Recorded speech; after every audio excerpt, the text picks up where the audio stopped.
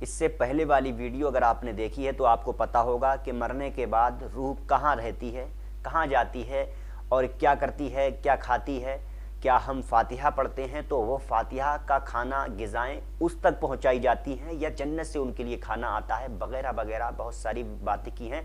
اگر وہ ویڈیو آپ نے نہیں دیکھی ہے تو اسی ویڈیو کے آخر میں اسکرین پر شو ہوگی، آپ دیکھ لینا، اور اسی ویڈیو کے نیچے ڈسکرپشن میں اس کا لنک ہے، آپ دیکھ سکتے ہیں۔ تو آج کی اس ویڈیو میں بات کرتے ہیں کہ کن لوگوں کی آتما بھٹکتی ہے، کن لوگوں کی روح بھٹکتی ہے۔ اللہ کے پیارے نبی صلی اللہ تعالیٰ علیہ وسلم ارشاد فرماتے ہیں، دو مقام پر روحیں رہتی ہیں، ایک ہے علیین اور ایک ہے سجین۔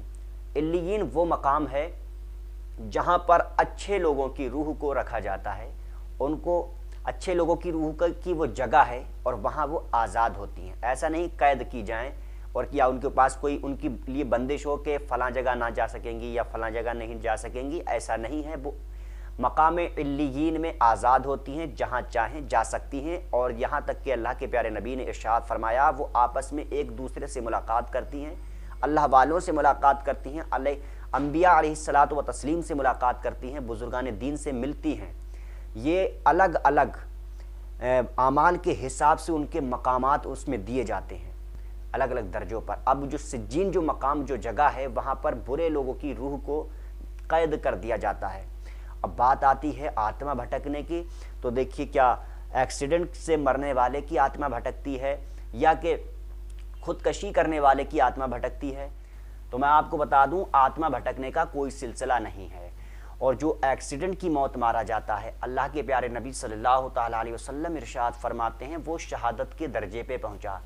کسی نے کسی کو قتل کر دیا، کسی نے کسی کو مار دیا تو وہ شہادت کا مقام اس نے حاصل کیا، اس کو اللہ تعالیٰ شہادت کا مقام عطا فرماتا ہے۔ اور کسی نے خودکشی کی، آتما ہتیا کی، تو اس کو سخت عذاب ہوتا ہے اور اس کی روح کو قید کر دیا جاتا ہے، عذاب میں مسلط ہوتا ہے، اس کو خود اپنی پڑی ہوتی وہ کیا بھٹکے گی اور کیا دوسروں کو ستائے گی۔ یہ آتما بھٹکنے کا کوئی بھی حدیثوں سے ثابت نہیں ہے۔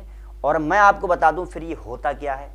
ہم نے یہ بھی دیکھا ہے کہ جو شخص مرا یا مری اسی کی ہو بہو شکل دکھی بھی اور اس سے خوف زدہ بھی ہوئے اور اسی شکل نے لوگوں کو ڈرایا بھی اور بہت سی جانیں بھی گئیں، تو پھر یہ کیا معاملہ ہوتا ہے؟ تو دھیان سے سنیے، اللہ تعالیٰ نے 18,000 مخلوقات کو پیدا فرمایا ہے، اس میں سے 2 مخلوق اللہ نے اپنی عبادت کے لیے چنا ہے، انسان اور جنات۔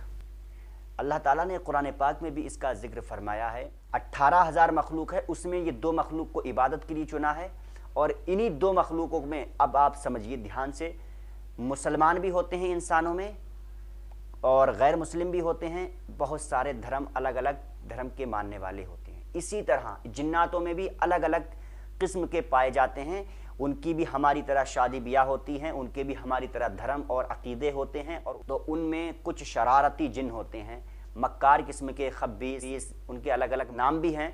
تو وہ اللہ تعالیٰ نے ان کو اتنی طاقت اور قوت سے نوازا ہے کہ وہ جس کی شکل چاہیں اختیار کر لیں اور کسی کے اوپر حاوی بھی ہو جاتے ہیں۔ اللہ کے پیارے نبی صلی اللہ تعالیٰ علیہ وسلم ارشاد فرماتے ہیں کہ ان کے اندر اتنی طاقت ہے کہ وہ اپنی چھنگا انگلی کو، اگر سب سے چھوٹی والی انگلی کو اگر پہاڑ پر مار دیں تو پہاڑ ریزہ ریزہ ہو جائے، اتنی طاقت سے اللہ تعالیٰ نے انہیں نوازا ہے۔ لیکن اشرف المخلوقات جو سب سے اعلیٰ درجے کی مخلوق ہے وہ انسان ہے، انسان جنات کو قبضے میں کر لیتا ہے۔ بہرحال جو جناتوں میں شرارتی جن ہوتے ہیں وہ شکل اختیار کر کے ڈرانا شروع کر دیتے ہیں، اور جہاں تہاں یہ بھوت پریت کا یہ معاملہ ہوتا ہے یہ سارا سراسر یہ جناتوں کا ہی معاملہ ہوتا ہے۔ باقی انسان کے بس کی بات نہیں ہے کہ وہ روح کسی کو پریشان کرے یا وہ بھٹکے، ایسا کوئی بھی سلسلہ نہیں ہے۔ اس بات کو آپ اچھے طریقے سے سمجھ لیجئے۔ اللہ کے پیارے نبی نے ارشاد فرما دیا کہ علیین میں اچھے لوگوں کی روح کو آزاد کیا جاتا ہے اور برے لوگوں کی روح کو سجین میں قید کیا جاتا ہے۔ یہ اللہ کے پیارے نبی کی زبانی بات ہے اور اس سے بڑھ کر کچھ نہیں ہو سکتا۔ اب جب قید کر دیا جاتا ہے تو پھر یہ بھٹکنے کا سسٹم نہیں ہو سکتا۔ آپ کو پتہ چل گیا ہوگا اللہ کے پیارے نبی صلی اللہ علیہ وسلم کی حدیث کے متعلق اسی ٹاپک پر اور آگے بات کریں گے۔ خدا حافظ۔